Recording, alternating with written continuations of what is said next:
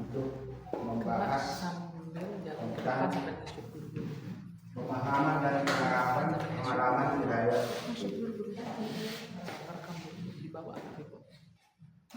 Jadi ini perlu pemahaman Bapak Ibu dulu, kemudian nanti diterapkan. Ini bagian dari penerapan kurikulum Merdeka Mengajar. Jadi kita harus mengikuti perkembangan zaman supaya dalam nanti proses belajar mengajar bisa diterapkan budaya positif ini. Jadi karena di sini ada CGP, calon guru penggerak, tentu harus memahami itu. Nah, kemudian supaya tidak makan sendiri dibagikan kepada komunitas guru. Artinya Bapak Ibu juga harus menerapkan ini nanti, bukan hanya calon gurunya, calon guru penggeraknya. Jadi semua supaya bisa menerapkan nanti. Oleh sebab itu dari program pendidikan calon guru penggerak dibuatkanlah satu program ini supaya budaya-budaya positif yang ada di masyarakat, yang ada di lingkungan kita, yang ada di budaya nasional bisa diangkat kembali, karena perlu untuk pembentukan karakter siswa kita. Nah, ini penting karakter ini. Kalau tidak berkarakter, nanti jadi apa gitu siswa kita? Ini yang kita harapkan alumni atau lulusan dari sekolah kita betul-betul berbudaya. Tapi budaya-budaya positif, bukan budaya-budaya barat yang bebas tidak terkendali. Tentu dengan budaya negara kita lah, yang sampai sekarang ini perkembangannya sudah bergeser ke barat-baratan. Mudah-mudahan walaupun Bangka Belitung ini suatu destinasi pariwisata, tetapi budayanya belum begitu banyak bergeser, karena masyarakatnya masih memegang teguh seperti Nganggung, seperti tempat ketupat dan sebagainya masih dilaksanakan di setiap kampung masyarakat. Nah, dalam hal inilah budaya positif yang bagaimana nanti penerapannya akan dijelaskan oleh Ibu Cika Berina. Dan Bapak Ibu juga akan paham, lalu nanti diterapkan setelah paham. Jadi diskusilah kita siang hari ini, beberapa jauh nanti hasilnya, itulah nanti yang kita terapkan di sekolah kita. Begitu pengantar dari saya. Silakan kepada calon guru penggeraknya untuk menjelaskan lebih jauh dan membagi pengalamannya kepada kawan-kawan. Silakan Bu Cika.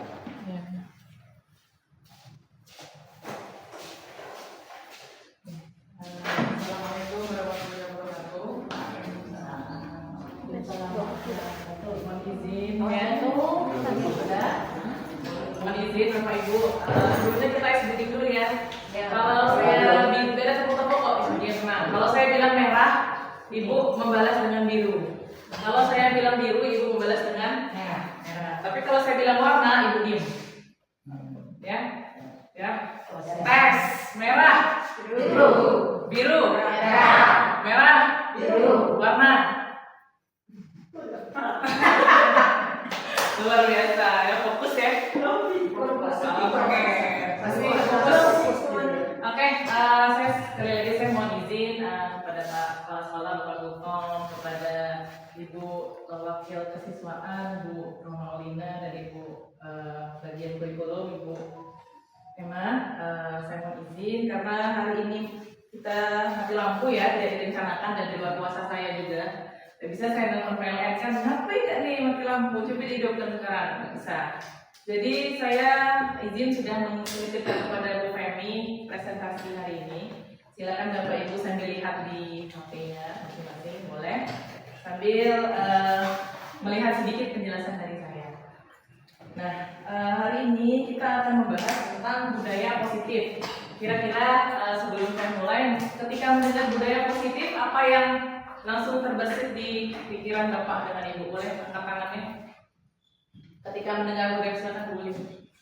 Perilaku seseorang. Perilaku seseorang. Oke, ada lagi? Boleh? Sesuatu yang baik. Boleh sampai sini? Bu Pipa, budaya Pak. Tata tertib. Tata tertib. Oke, lanjut. Ada lagi? Hah? Kebiasaan. Lagi? Bu, dari sebelah sini dong, tolong. Budaya atau Bu Pipa. Ketika mendengar budaya Kebiasaan baik. kebiasaan baik, budaya apa? Perilaku yang baik. Perilaku yang baik, ya. Nah, semuanya benar ya jawabannya, semuanya benar. Cuman sedikit berbagi bahwa ketika untuk kurikulum merdeka ini terjadi banyak perubahan dalam paradigma belajar. Mungkin sebetulnya itu bukan perubahan ya, tapi memang sudah kebiasaan kita sudah tahu, tapi namanya tuh baru dikasih nama kayak P5 tuh. Sebenarnya itu sudah kita ajarkan, ya. Tapi baru aja diberi nama P5, jadi kayak sebuah barang yang baru, padahal sudah lama kita menerapkannya. Gitu. Oke. Selanjutnya coba saya mau lihat Bapak Ibu di sini ada nggak menangkap kebiasaan budaya yang tidak baik dari siswa-siswa kita? Ada. Sering mengucapkan nama orang tua. Sering mengucapkan nama orang tua, jadi kayak ngatain gitu ya. Bully lah.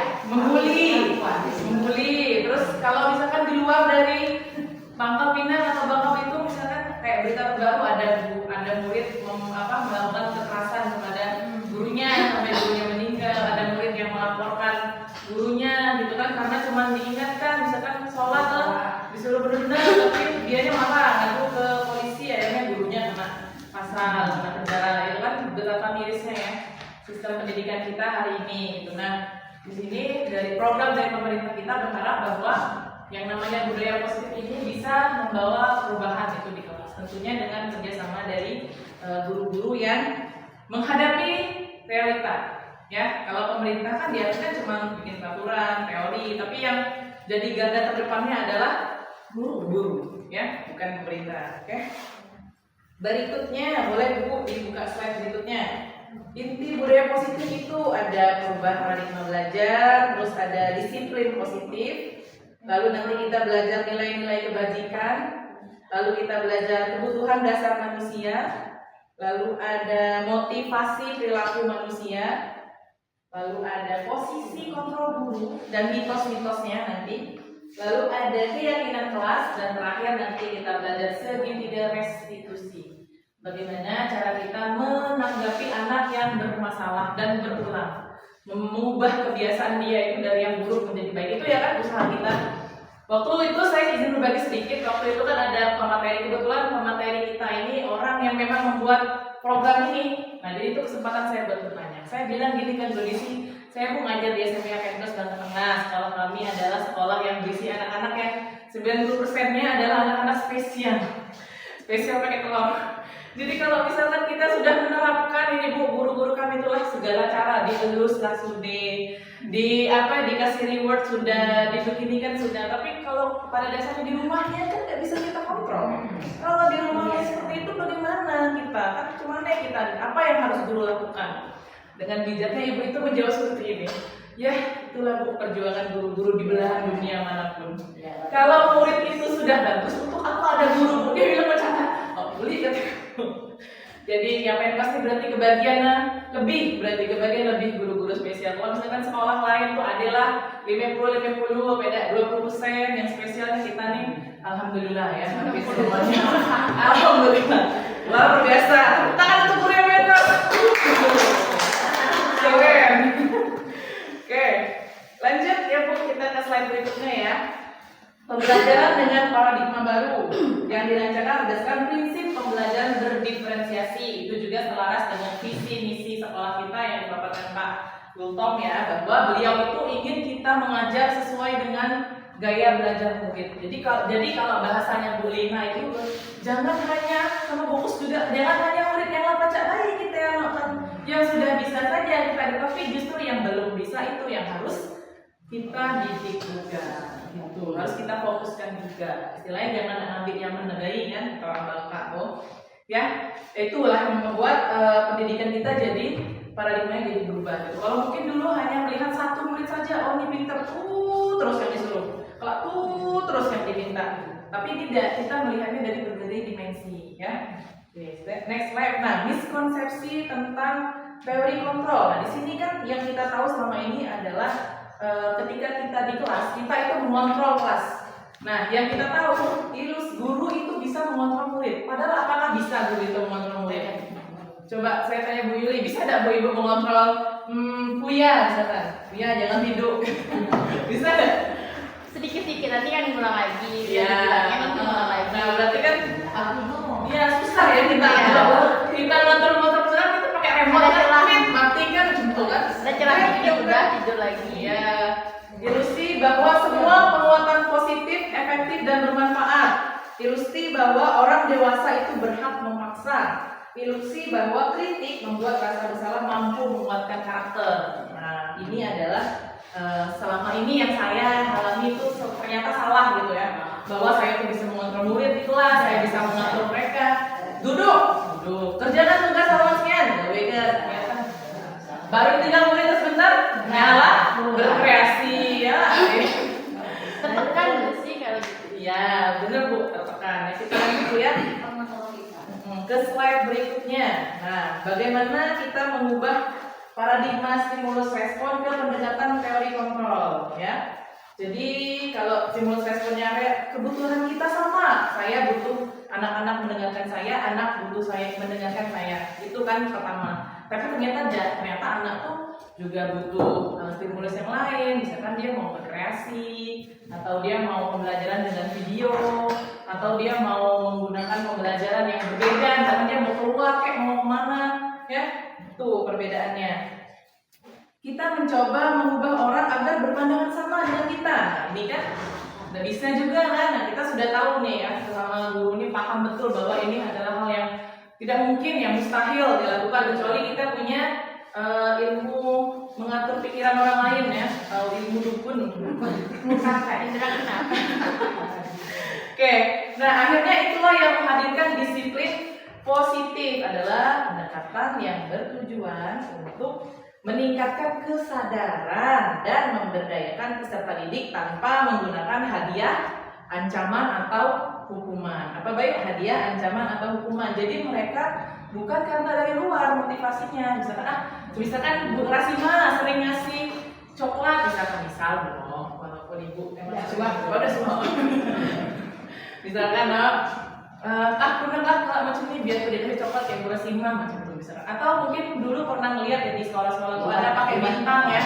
Jadi kalau dia melakukan perbuatan baik dapat bintang, kalau dia perbuatan buruk bintangnya dicabut. Ternyata itu tidak tepat, tidak mendidik Bu.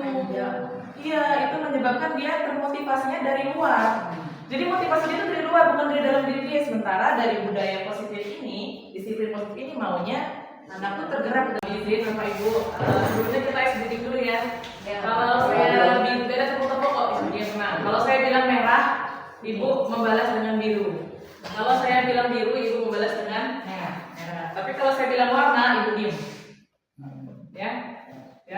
Tes merah, biru, merah, biru, warna. Luar biasa, ya fokus ya. Oke, saya sekali lagi saya mohon izin kepada Pak Kepala Sekolah Bapak Gufron, kepada Ibu Wakil Kesiswaan Bu Roma Olina dan Ibu bagian kurikulum Ibu Emma. Saya mohon izin karena hari ini kita mati lampu ya, tidak direncanakan dan di luar kuasa saya juga. Tidak bisa saya nelfon PLN kan, kenapa tidak nih mati lampu? Coba dihidupkan sekarang, nggak bisa. Jadi saya izin sudah menitipkan kepada Bu Femi presentasi hari ini. Silakan Bapak Ibu sambil lihat di HP-nya masing-masing, boleh. Sambil melihat sedikit penjelasan dari saya. Nah, hari ini kita akan membahas tentang budaya positif. Kira-kira sebelum saya mulai, ketika mendengar budaya positif, apa yang langsung terbesit di pikiran Bapak dengan Ibu? Boleh angkat tangannya. Ketika mendengar budaya silakan boleh. Perilaku seseorang. Perilaku seseorang. Oke, ada lagi? Boleh? Sesuatu yang baik. Boleh sampai sini? Bu Pipa, budaya Pak. Tata tertib. Tata tertib. Oke, lanjut. Ada lagi? Hah? Kebiasaan. Lagi? Bu, dari sebelah sini dong, tolong. Budaya atau Bu Mifa. Ketika mendengar budaya Kebiasaan baru. kebiasaan baik budaya apa? Perilaku yang baru. Perilaku yang baik, ya. Nah, semuanya benar ya jawabannya, semuanya benar. Cuman sedikit berbagi bahwa ketika untuk kurikulum merdeka ini terjadi banyak perubahan dalam paradigma belajar. Mungkin sebetulnya itu bukan perubahan ya, tapi memang sudah kebiasaan kita sudah tahu, tapi namanya tuh baru dikasih nama kayak P5 tuh. Sebenarnya itu sudah kita ajarkan, ya, tapi baru aja diberi nama P5. Jadi kayak sebuah barang yang baru, padahal sudah lama kita menggunakannya. Gitu. Oke. Selanjutnya coba saya mau lihat Bapak Ibu di sini ada nggak menangkap kebiasaan budaya yang tidak baik dari siswa-siswa kita? Ada. Sering mengucapkan nama orang tua. Sering mengucapkan nama orang tua, jadi kayak ngatain gitu ya. Membuli lah. Membuli. Terus kalau misalkan di luar dari Pangkal Pinang atau Bangkok itu misalkan kayak berita terbaru ada murid melakukan kekerasan kepada gurunya sampai gurunya meninggal, ada murid yang melaporkan gurunya gitu kan karena cuma diingatkan misalkan sholat lah disuruh benar-benar tapi dianya malah ngadu ke polisi akhirnya gurunya kena pasal, kena penjara. Itu kan betapa mirisnya ya sistem pendidikan kita hari ini gitu. Nah di sini dari program dari pemerintah kita berharap bahwa yang namanya budaya positif ini bisa membawa perubahan itu di kelas, tentunya dengan kerjasama dari guru-guru ya. Oke. Berikutnya boleh Bu dibuka slide berikutnya. Inti budaya positif itu ada perubahan paradigma belajar, terus ada disiplin positif, lalu nanti kita belajar nilai-nilai kebajikan, lalu kita belajar kebutuhan dasar manusia, lalu ada motivasi perilaku manusia, lalu ada posisi kontrol guru dan mitos-mitosnya nanti, lalu ada keyakinan kelas, dan terakhir nanti kita belajar segitiga restitusi. Bagaimana cara kita menanggapi anak yang bermasalah dan berulang, mengubah kebiasaan dia itu dari yang buruk menjadi baik. Itu ya kan usaha kita. Waktu itu saya izin berbagi sedikit. Waktu itu kan ada pemateri, kebetulan pemateri kita ini orang yang memang membuat program ini. Nah jadi itu kesempatan saya buat bertanya. Saya bilang gini kan kondisi, saya mau ngajar di SMA Campus dan Tengah. Sekolah kami adalah sekolah yang berisi anak-anak yang 90%-nya adalah anak-anak spesial pakai telur. Jadi kalau misalkan kita sudah menerapkan ini Bu, guru-guru kami itulah segala cara dielus lah sudah, dikasih reward sudah, dibeginikan sudah. Tapi kalau pada dasarnya di rumahnya kan nggak bisa kita kontrol. Kalau di rumahnya seperti itu bagaimana kita? Kan cuma kita apa yang harus guru lakukan? Dengan bijaknya ibu itu menjawab seperti ini. Ya itulah Bu perjuangan guru-guru di belahan dunia manapun. Kalau murid itu sudah bagus, untuk apa ada guru Bu? Dia bilang macam beli kataku. Jadi yang pasti berarti kebagiannya lebih guru-guru spesial. Kalau misalkan sekolah lain tuh adalah 50, beda 20% yang spesialnya kita nih. Alhamdulillah ya, tapi semuanya. Alhamdulillah. Luar biasa. Tangan untuk guru yang benar. Keren. Oke, lanjut ya Bu, kita ke slide berikutnya ya. Pembelajaran dengan paradigma baru yang dirancangkan berdasarkan prinsip pembelajaran berdiferensiasi. Itu juga selaras dengan visi misi sekolah kita yang dipaparkan Pak Gultom ya, bahwa beliau itu ingin kita mengajar sesuai dengan gaya belajar murid. Jadi kalau bahasanya Bu Lina itu jangan hanya sama fokus juga, jangan hanya murid yang baca baik kita yang sudah bisa saja kita, tapi justru yang belum bisa itu yang harus kita didik juga. Gitu. Harus kita fokuskan juga. Istilahnya jangan ambil yang menegai kan orang Bangka tuh. Ya, itulah yang membuat pendidikan kita jadi paradigmanya jadi berubah gitu. Kalau mungkin dulu hanya melihat satu murid saja, oh ini pintar terus yang disuruh. Kalau terus yang diminta. Tapi tidak, kita melihatnya dari berbagai dimensi ya. Oke, next slide. Nah, miskonsepsi tentang teori kontrol. Nah, di sini kan yang kita tahu selama ini adalah ketika kita di kelas, kita itu mengontrol kelas. Nah, yang kita tahu, guru itu bisa mengontrol murid. Padahal apakah bisa guru itu mengontrol murid? Coba saya tanya Bu Yuli, bisa tidak Bu Ibu mengontrol Buya misalkan? Buya jangan tidur. Bisa tidak? Sedikit-sedikit nanti kan ngulang lagi. Iya. Ngulang lagi. Nah, berarti kan ya susah ya kita ngontrol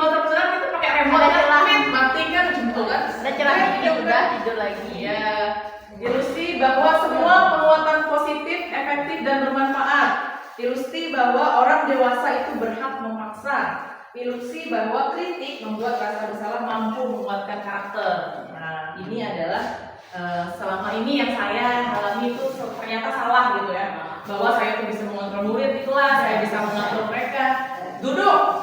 Kerjakan tugas halaman sekian. Ternyata baru tinggal murid sebentar, nyala, berkreasi ya. Tertekan nggak sih kalau gitu? Iya, bener Bu, tertekan. Ya, kita lanjut ya. Ke slide berikutnya. Nah, bagaimana kita mengubah paradigma stimulus respon ke pendekatan teori kontrol ya.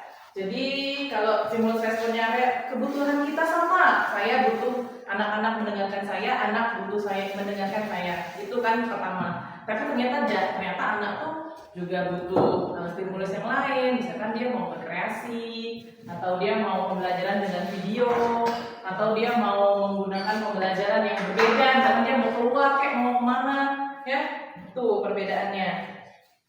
Kita mencoba mengubah orang agar berpandangan sama dengan kita. Ini kan udah bisa juga kan? Nah, kita sudah tahu nih ya, selama guru ini paham betul bahwa ini adalah hal yang tidak mungkin, yang mustahil dilakukan kecuali kita punya ilmu mengatur pikiran orang lain ya, atau ilmu dukun. Sampai indra keenam.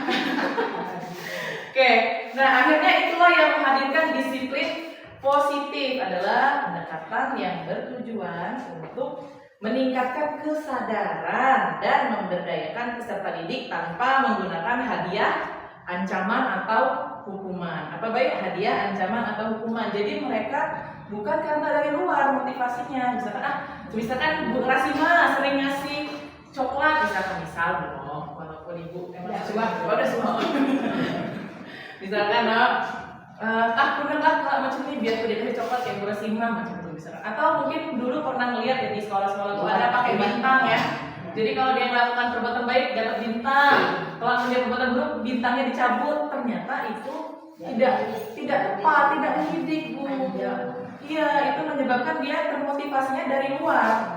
Jadi motivasinya itu dari luar, bukan dari dalam diri dia. Sementara dari budaya positif ini, disiplin positif ini maunya anak tuh tergerak dengan manusia. Ya, tadi kan kita sudah membahas motivasi ya, motivasi anak tadi. Sekarang kita bahas kebutuhan dasar karena ternyata ulah mereka di sekolah itu ya berdasarkan kebutuhan dasarnya yang tidak terpenuhi.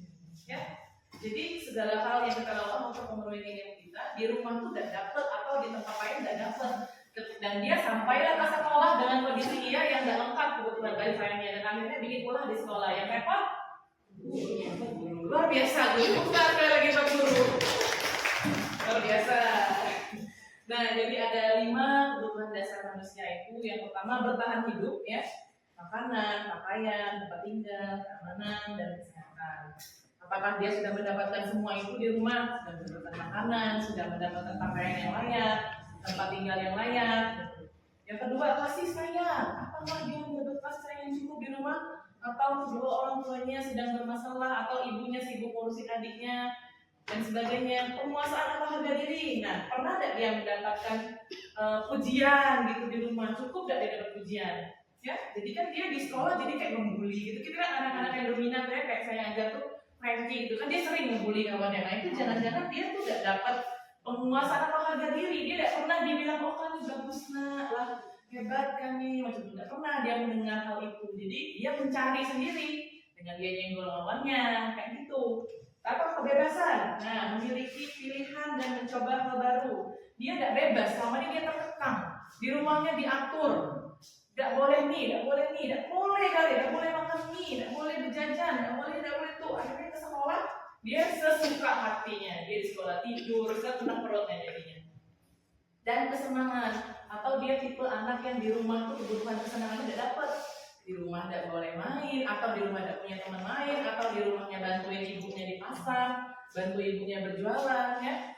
Itulah yang 5 kebutuhan dasar manusia. Dan ketika anak-anak kita ini yang spesial-spesial ini tidak mendapatkan itu di rumah atau di sekolah, dia akan berulang. Dia akan mau menunjukkan tingkah yang menurut kita tuh negatif gitu. Padahal itu sebenarnya ada sehatnya. Ya Bu, benar. Luar biasa. Nah, Nah, ya seperti kata kita kasusnya kan Angel itu ya, dia di rumah harus ngurus adiknya, jadi dia masih anak-anak harusnya main kan, tapi mau tidak mau dia terpaksa dewasa sebelum waktunya, harus ngerti ibunya, harus ngerti ayahnya, padahal dia cuma anak kecil gitu, yang di rumah segitu harusnya main kan, bersenang-senang, harus punya harga diri, maksudnya dia bisa merasa dihargai di sekolah, entah di rumah atau di mana, tapi ini tidak ada di sekolah dia kayak itu. Tuh. Oke, lanjut ke 3 motivasi perilaku manusia. Yang pertama untuk menghindari ketidaknyamanan atau hukuman, untuk mendapatkan imbalan atau penghargaan, atau untuk menjadi orang yang mereka inginkan dan menghargai diri sendiri dengan nilai-nilai yang mereka percaya. Kira-kira dari Bapak, di antara 3 motivasi perilaku ini mana yang paling bagus kira-kira? Yang untuk menghindari ketidaknyamanan, untuk mendapatkan imbalan, atau untuk menjadi orang yang mereka inginkan dan menghargai diri sendiri? Yang terakhir ya. Nah, kita maunya dengan disiplin hidup ini membuat anak kita mendapatkan motivasi internal, yaitu untuk menjadikan orang yang mereka inginkan dan menghargai nilai-nilai sendiri dengan nilai yang mereka percaya. Itu yang kita lakukan. Kemarin juga ketika saya coba Bu ya bikin keyakinan kelas di kelas 8 tuh, saya tanya kalian tuh maunya kelas tuh kayak gimana? Saya mau kelas yang tertib, saya mau kelas yang nyaman, saya tidak mau di kelas yang ada yang ngata-ngatain orang tua lah. Orang yang Samuel sering ngatain sama orang sendiri sih. Ku udah kawas bener Bu, tapi karena kawanku macam itu datang apa lah katanya harus kubalas. Nah, jadi kan kondisinya tidak nyaman di sekolah. Itulah kita akan kembalikan lagi mereka ke pesan. Ternyata mereka itu suka loh dengan kenyamanan. Kita pun kalau kelas nyaman, anaknya rahasia, kita disuruh kan ngajar. Tuh. Oke, tadi ada 3 ya. Ada hukuman, ada konsekuensi dan restitusi. Nah, apa nih perbedaannya? Oke, kalau hukuman itu tidak berencana. Tiba-tiba, bahkan kita masuk nih labet mood ya, tiba-tiba ada yang ada tugas sudah, ada tugas tadi itu hukuman namanya. Tiba-tiba sesuai mood kita. Alhamdulillah aku hidup. Ya. Terus bersifat satu arah. Nah, bersifat satu arah. Ada coba guys. Oke, lanjut. Kalau konsekuensi apa? Dia terencana, disepakati sesuai peraturan. Jadi misalkan ibu bapak lagi bikin peraturan kelas, dia sampah ambil, misalkan gini ya, yang nggak buang sampah pada tempatnya telah dihukum, denda, misalkan denda 1.000, itu. Atau yang ketiga opsinya ada restitusi. Nah, restitusi itu proses menciptakan kondisi bagi murid untuk memperbaiki kesalahan, ya, dan proses kolaboratif yang mengajarkan murid untuk mencari solusi sendiri. Jadi ketika mereka berbuat, mereka lah yang mencari solusi atas permasalahan mereka. Kemana itu? Saya kemarin sudah mencoba untuk melakukan restitusi. Nanti kita praktek ya Bapak Ibu ya, biar lebih enak. Nah, lanjut.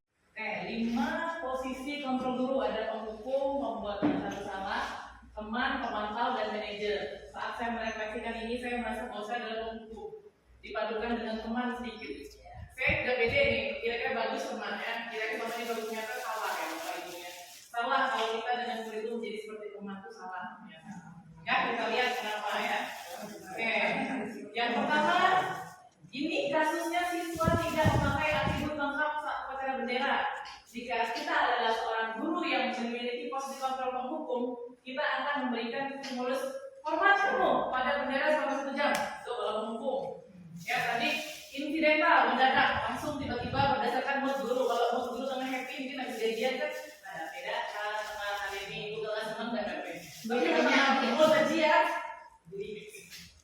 oke, kalau yang membuat rasa bersalah dia macam nih. Berapa kali Bapak Ibu harus memberitahu kamu tuh selalu saja mengecewakan Bapak. Ya, kamu selalu saja mengecewakan orang ibu. Kamu udah kasihan apa ke ibu? Ibu udah datang bikin materi ini, kamu macam itu. Kamu udah kasihan apa ibu udah datang ke sekolah, tapi kak malah macam ini di kelas. Itu adalah posisi kontrol pembuat rasa bersalah. Jadi kita harus membuat murid itu merasa bersalah. Jadi kasihan kita, akhirnya dia nurut kita, betul. Kan kita yang mengontrol kan. Yang penting dia kontrol kita, posisi kita. Lanjut yang ketiga, nah sebagai teman. Nah ini adalah kalau kita jadi seorang teman. ayo dong nak ikut aturan sekolah ya, tolong bantu ibu bapak ya sekali ini, ya sudah tidak apa-apa, lain kali jangan sampai berbuat seperti itu ya. Nah ini yang sering saya lakukan kepada murid-murid ternyata salah. Gitu. Lanjut, pemantau. Kamu sudah melanggar peraturan sekolah, kamu tahu konsekuensinya. Setelah upacara kamu beli atribut ya di koperasi, temui ibu Lilis dan jangan diulangi lagi. Itu adalah posisi pemantau. Nah ini yang terakhir posisi manajer yang paling keren, yang memang harus direkomendasikan. Nah, apakah kamu tahu nak kesalahan kamu? Kira-kira bagaimana cara memperbaiki kesalahanmu? Nah itulah ketika kita dari posisi manajer. Hal itu yang akan kita tanyakan kepada murid. Ya. Jadi kita meminta mereka untuk memperbaiki kesalahan mereka sendiri. Jadi mereka sendiri yang menemukan solusinya. Karena mereka tuh sebenarnya nggak tahu. Cuman balik lagi karena mereka tuh kadang-kadang apa ya istilahnya mungkin nggak karena masa-masa bandelnya, terus juga tadi kebutuhan dasar di rumah tidak terpenuhi. Akhirnya mereka nyeleneh di sekolah. Guru yang kena imbasnya.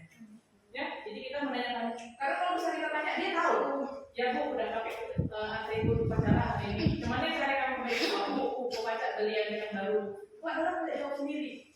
Tuh. Oke, lanjut. Nah, ini adalah keyakinan kelas. Nah, jadi sebelum kita melakukan posisi kontrol tadi, kita harusnya membuat keyakinan kelas bersama siswa-siswa. Kemarin saya sudah nyoba di kelas Burasima, kelas yang paling ramai, kelas yang paling ya dari guru-guru ya karena siswanya juga banyak ya.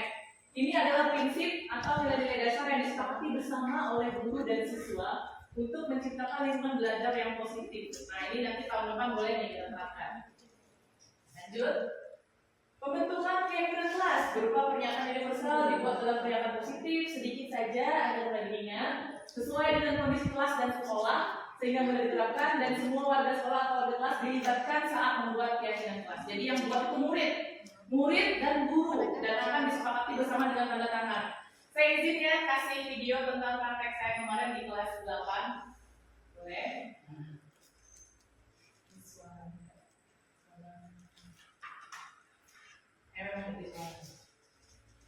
Nah ini pertama kan setiap guru yang murid berdoa dulu. Memang kita harus sudah berencana untuk membuat keyakinan kelas.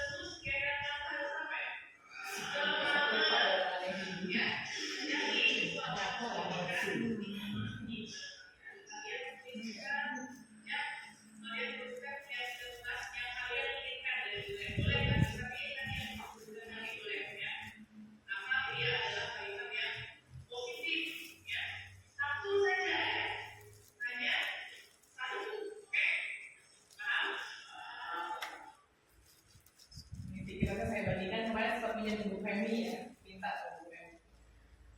Terus mereka tempelan di depan keyakinan kelas mereka. Sudah mereka 5 posisi kontrol. Ada 1 misalkan ibu lihat nyaman, yang kedua itu saling menghargai, yang ketiga saling menghormati, yang keempat menjaga kebersihan, yang kelima semangat, dan yang keenam menjaga perhatian. Nah, itulah kemarin hasil membuat keyakinan kelas itu. Ya, iya. Gitu. Nah, saya itu setelah misalnya lanjutkan setelah di kelas 9. Nah ini terus mereka tanda tangan bu, tanda tangan nanti ditempel di bawah keyakinan kelas. Jadi itu kesepakatan bersama kan. Mereka membuatnya secara sadar tentang keyakinan kelas. Jadi kalau misalnya mereka nyeleweng, tinggal kita balikin lagi. Keyakinan kelas kita apa sih nah? Kau tahu nggak itu sesuai nggak perbuatan kata keyakinan kelas? Kita tinggal kembalikan lagi. Nah itulah yang disebut dengan budaya positif. Nah ini testimoni, ini ya testimoni dari anak-anak sebenarnya cara setelah membuat keyakinan kelas.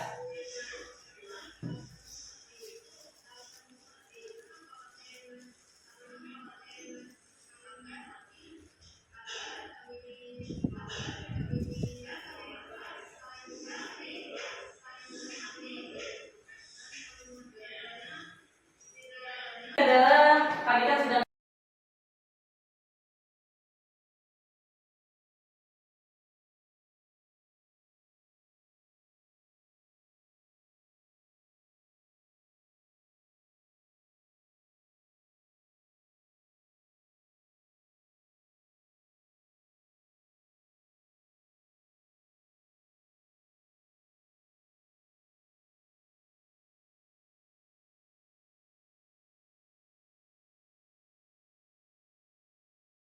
Nah, selamat pagi semuanya anak-anak.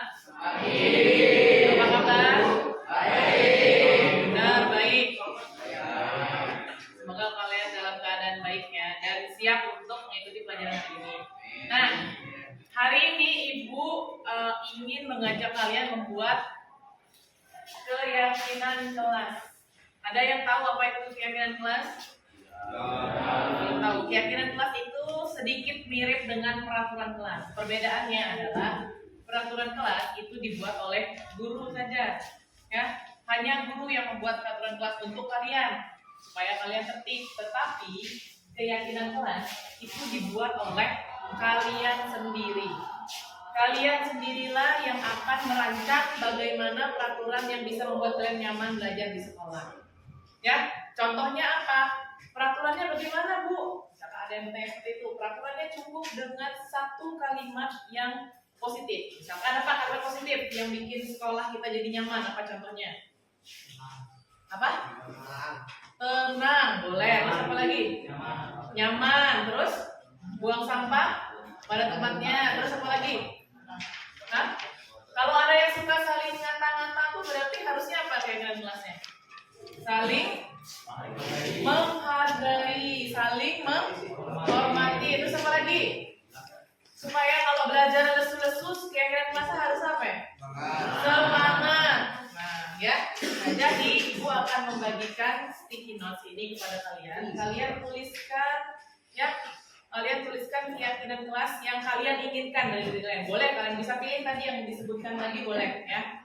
Asal dia adalah kalimat yang positif, ya. Satu saja ya, hanya satu, oke? Paham?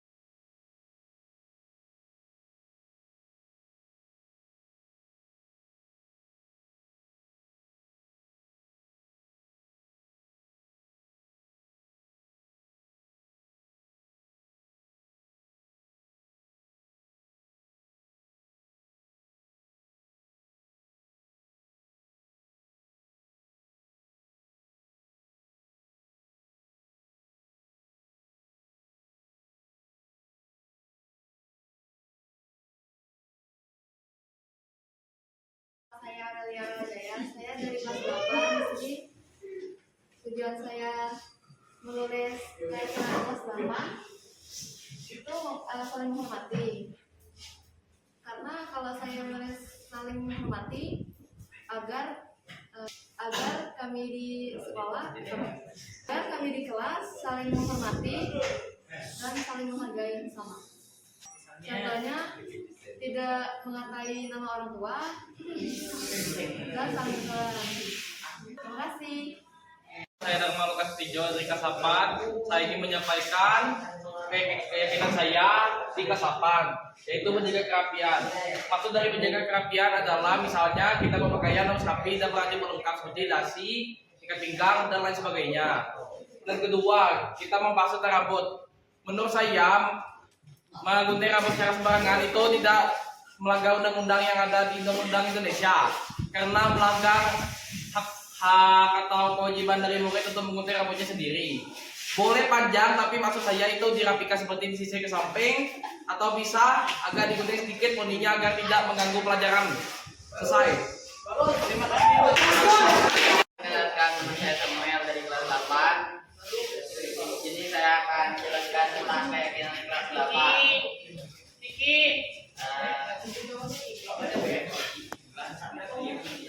Pendapat saya saling menghargai adalah suatu tujuan yang sangat baik buat keyakinan kelas, yaitu tidak mengejek orang tua. Buat teman-teman semuanya dilarang mengati-ngati nami orang tua, karena orang tua di rumah tengah segar-segar bareng mengikuti kasih kakak-kakak yang pasti hati itu gue ngati orang ngatiku. Demikian, terima kasih. Perkenalkan, saya Nuril dari kelas 8 Yusuf Kagen. Di sini saya menjelaskan apa itu game. Game itu penting untuk komunikasi informasi dan tidak ada larangan jika gamenya itu ilegal atau tidak boleh dipermainkan. Game kami tidak ilegal dan bisa dimainkan, asik semua orang, tidak ada larangan untuk lomba atau tidak lomba. Jadi jangan marah lagi sama kami. Untuk sekolah, mohon dukungan lomba game.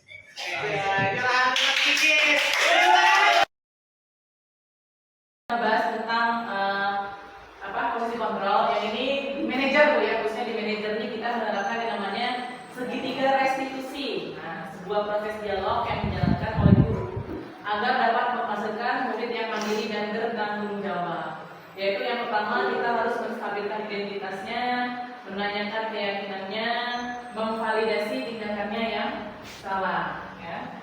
Oke, pertama menstabilkan identitas. Nah, berdasarkan prinsip ini, membuat kesalahan itu adalah bukan label ya. Salah, kada akan bisa berubah, bukan kayak itu. Tapi adalah bagian dari proses pembelajaran. Kita menstabilkan identitas dengan cara misalkan ada murid yang tidak masuk sekolah sering, kita nak marah kan tidak semua masuk, mana nilai kan tidak boleh tidak macam itu normal ya. Tapi ketika kita ada posisi manajer, kita bilang, ibu bapak juga pernah kok melakukan itu, wajar kalau manusia berbuat salah, ya wajar. Ada tak kamu berhak merasa seperti itu, tapi ibu bapak ingin mencari solusi. Masa kamu mau terus-terusan seperti ini dan macam itu. Jadi kalau misalnya identitas, lalu kita memvalidasi tindakan yang salah. Pasti ada kan alasan kenapa kamu tidak masuk sekolah. Pasti ada alasannya. Ada hal yang membuat kamu malas ke sekolah, atau memang ada hambatan. Karena setelah kita korek-korek kan, ternyata dia bantuannya berjualan di pasar kan. Jadi pagi-pagi nak berapa tuh lah keburu telat, takut lah segala macam kan, takut dihukum dan sebagainya gitu.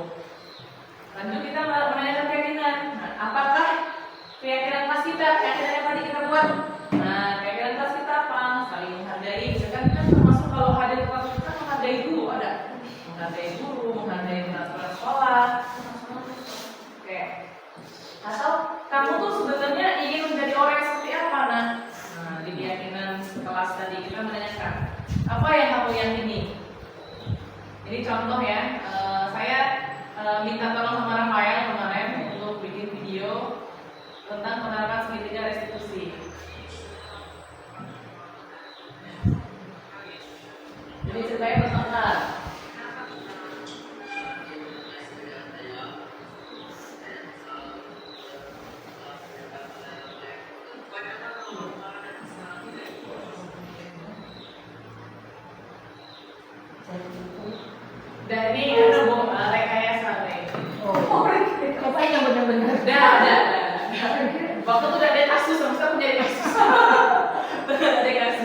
selama Iya. bangkit kembali.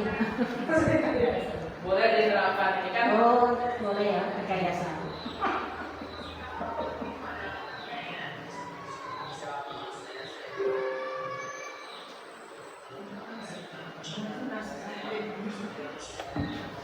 Jadi baca naskah.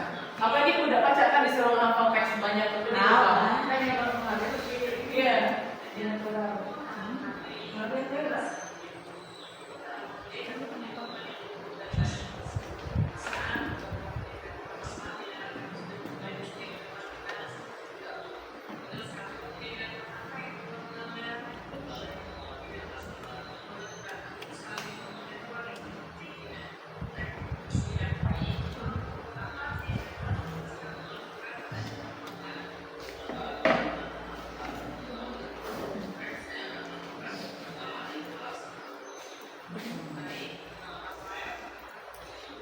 Oke, kan? Nah sekarang coba ada yang mau praktek segitiga restitusi ke depan boleh? Yang mudah-mudah. Boleh? Silakan. Ya, Ya. ngapain takut? Udah apa ya? Ya, ini Udah habis prosesnya. materinya ya kita praktek segitiga restitusi biar diterapkan ya. Oh, Boleh gimana nih, tuh? sukarelawan boleh Bu Pipa atau Bu Dea atau Bu Yuni. Nah, Ya. lah. Untuk di kelas ya. Bu silakan duduk. Jadi senang Pak ya dari ini. Dia santai-santai kali. Ya ya. Ya. Yang jadi guru siapa? Saya jadi gurunya. Oke, boleh saja. Oke, Bu Lina ini sering nih menghadapi siswa-siswa spesial. Oke, kelihatan sudah ya? Ya. Ini masalah ada lah. Oke. Ibu lah ini aja nih praktek-praktek aja. Ceritanya apa nih Praktek kasusnya? dulu. Kasusnya apa? Yang sering. Jangan, yang sering boleh, yang sering ya. Ini karena siswaan nih. Nggak pakai dasi. Oke, sampai dari sini. Karena susah. Alasannya lupa terus. Oke ya, oke, action ya. Oke, dulu ya. Di Zoom baik. Ada Satu, dua, tiga. Selamat siang, Dina. Siang. Kamu tahu nggak kenapa Ibu panggil ke sini? Tidak tahu. Nggak tahu. Coba sebelum Ibu katakan kenapa Ibu panggil ke sini, coba kamu lihat atribut kamu.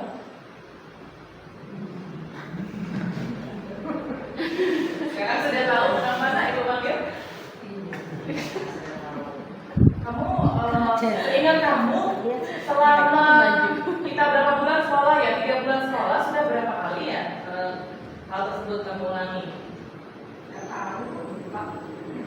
Coba ingat-ingat. Minggu kemarin deh. Minggu kemarin 2 kali ya? Ya, 2 kali. Kira-kira menurut kamu kira-kira pakai dasi itu penting tidak sih nak? Penting. Nah, sekarang Ibu mau tanya sama kamu ya. Ibu juga pernah waktu SMA itu, waktu SMP juga Ibu pernah melakukan kesalahan tersebut. Tapi Ibu sekarang pengennya kamu menjadi lebih tertib lagi gitu. Kira-kira apa yang kamu lakukan sekarang ini bagus nggak buat kamu di masa depan? Bagus nggak? Bagus ya. Kalau kita lupa itu bagus ya berarti ya? Nggak bagus. Nah, ya. Jadi menurut kamu apa yang harus kamu lakukan? Apa yang harus kamu lakukan?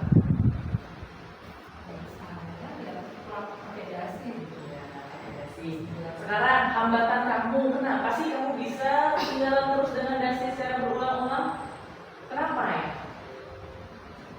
Ada masalah apa? Apakah dasi itu punya kakinya sendiri berjalan? Atau dasi itu selalu bersembunyi di suatu tempat? Atau gimana? Ya, apa yang bisa Ibu bantu? Males aja kadang lupa. Tapi sebenarnya dasi itu ada kan? Ada. Di mana kamu meletaknya?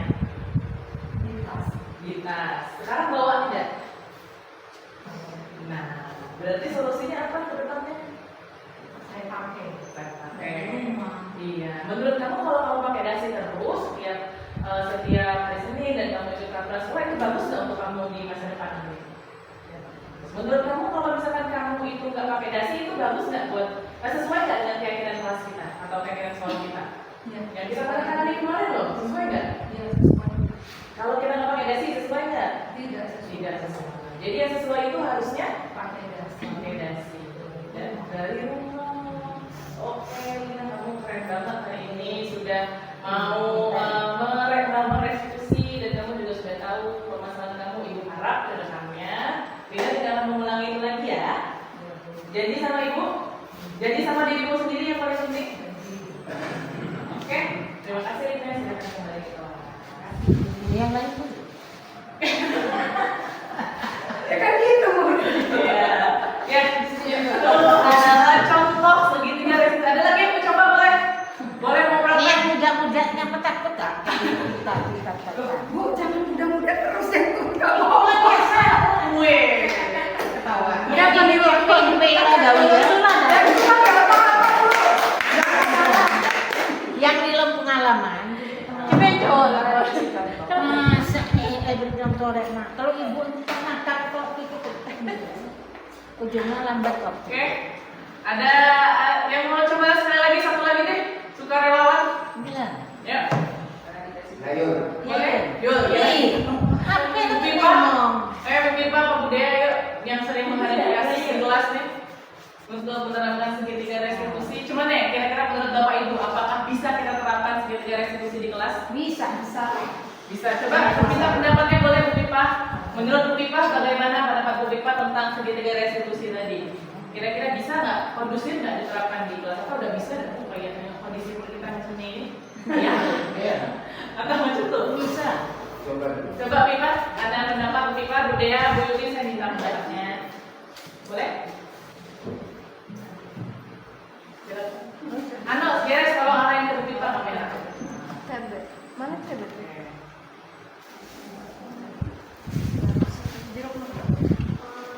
Mungkin bisa kita coba dulu di kelas, tapi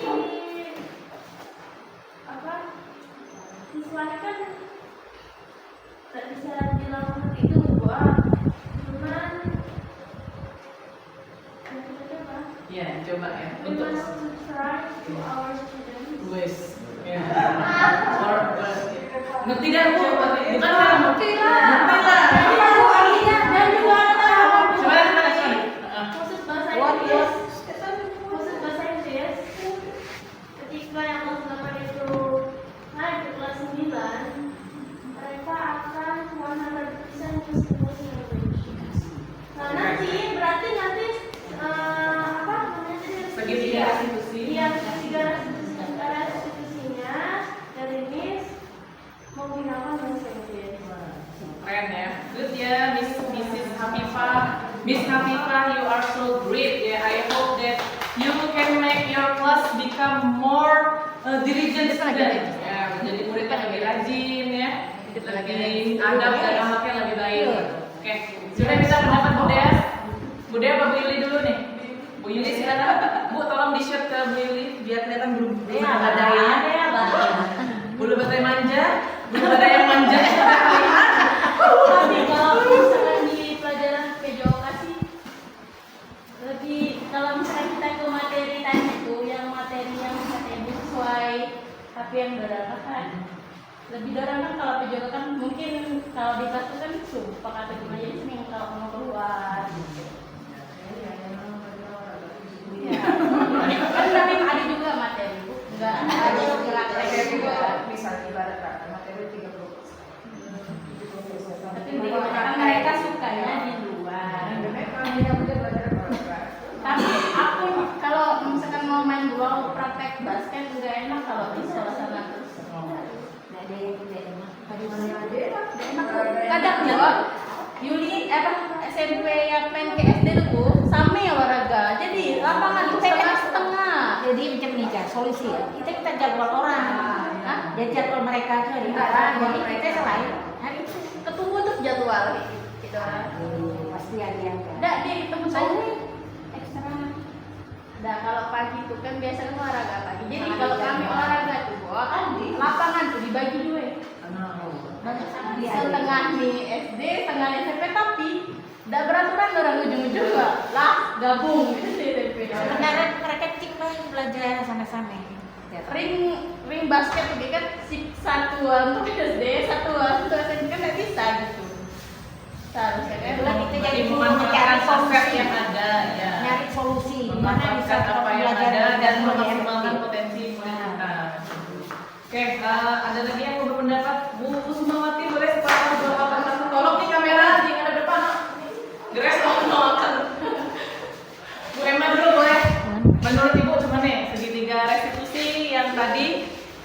kita terapkan Bu di sekolah Bu.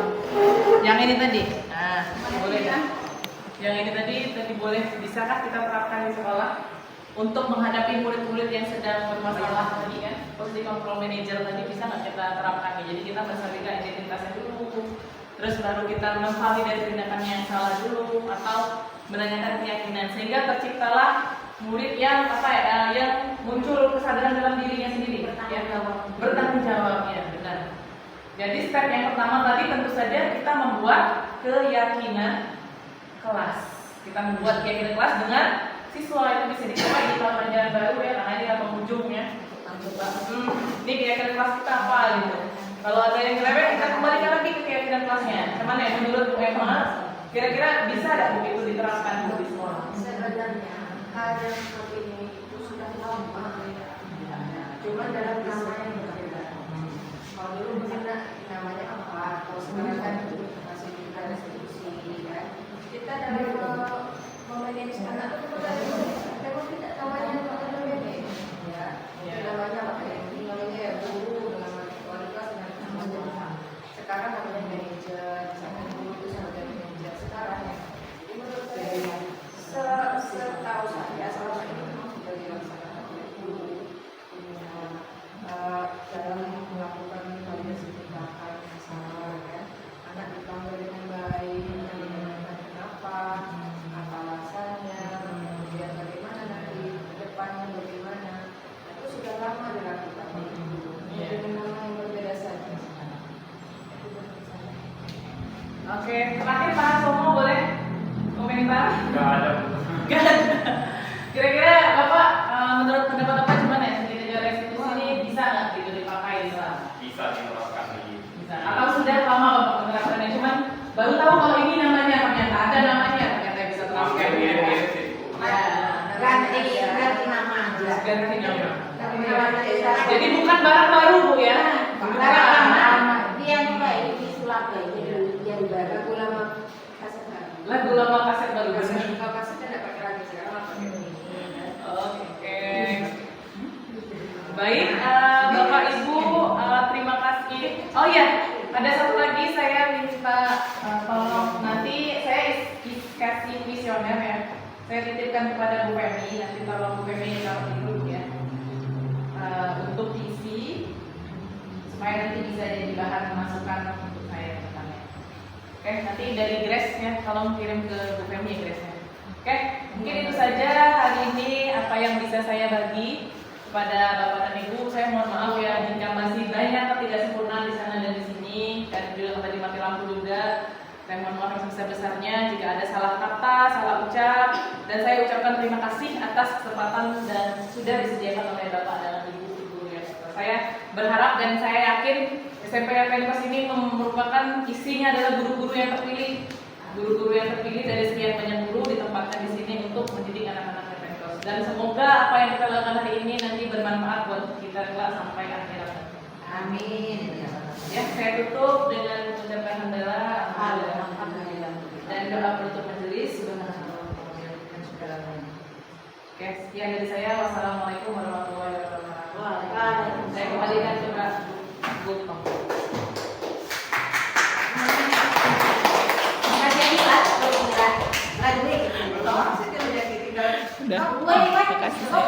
Rafael, tadi ibu dengar laporan dari ketua kelas, katanya kamu habis bertengkar ya di Rasanti. Iya bu, saya kesal. Kenapa kesal? Dan dia minta kerjaan saya, habis bu. Saya kesal, sudah serta mengerjakan malah dicontek. Wajarlah kalau kamu marah dan kesal. Jika ini posisi kamu, ibu juga pasti yang akan kesal. Lalu apa yang kamu lakukan tadi tadi? Saya jambak bukan juga, saya pukul ngejaga. Oh begitu. Pasti kamu berbuat begitu ada alasannya ya. Iya bu, saya jangan. Saya kesal dengan sakit, kalau menonton kan bunda saya. Dia tak sekali tidak mau berusaha. Ibu mengerti kenapa kamu sangat marah karena kamu tidak suka pekerjaan yang sampai gitu saja. Ibu sangat menghargai integritas dalam dirimu. Ibu sangat menghargai kamu tidak melakukan yang lebih buruk daripada itu. Sekarang coba kita pikirkan apakah tindakan kamu sudah sesuai dengan keyakinan kelas kita. Tidak bu. Menurut kamu keyakinan kelas apa yang sudah kamu langgar? saling menghormati antar teman. Menurut kamu saling menghormati teman itu penting tidak? Penting. Jika penting, menurutmu apa sih yang harus kamu lakukan pada saat kamu marah? Bersabar dan minta maaf. Kalau ada temannya mentek, saya akan melaporkan kepada wali kelas atau guru. Baik, Rafael, Ibu Dadang, Rafael sudah mengatakan solusi atas permasalahan Rafael. Ibu harap kedepannya tidak akan lagi terjadi hal seperti ini dan Ibu harap Rafael dan Zati bisa segera berbahagia. Setelah ini Rafael boleh kembali ke sekolah, Dena. Terima kasih ya. Eli, tadi mendengar dari Ibu Emma, kamu terlambat ya? Iya, Bu. Seingat kamu di minggu ini berapa kali kamu terlambat, Bu? 4 kali, Bu. Sering terlambat itu kesalahan bukan ya? Iya, Bu. Baik, berbuat salah itu kan manusiawi. Yang terpenting kita mau belajar dari kesalahan yang telah kita buat.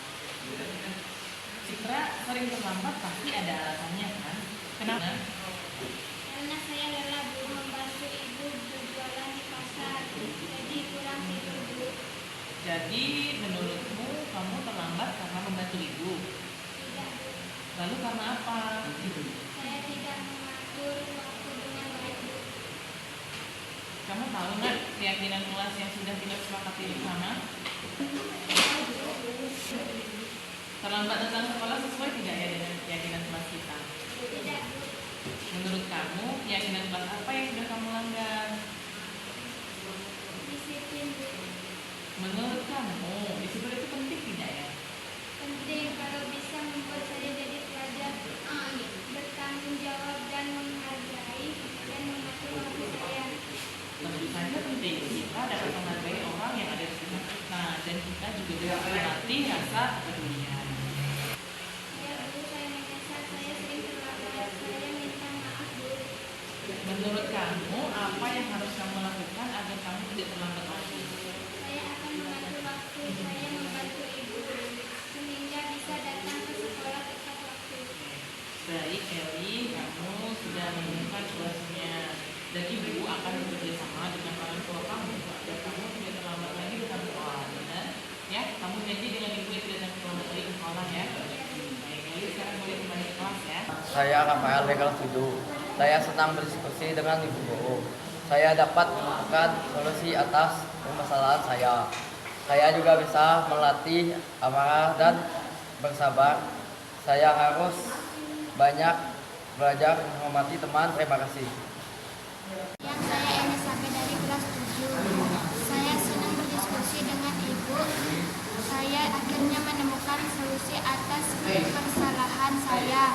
Saya harus belajar mengatur waktu agar tidak terlambat sekolah. Terima kasih.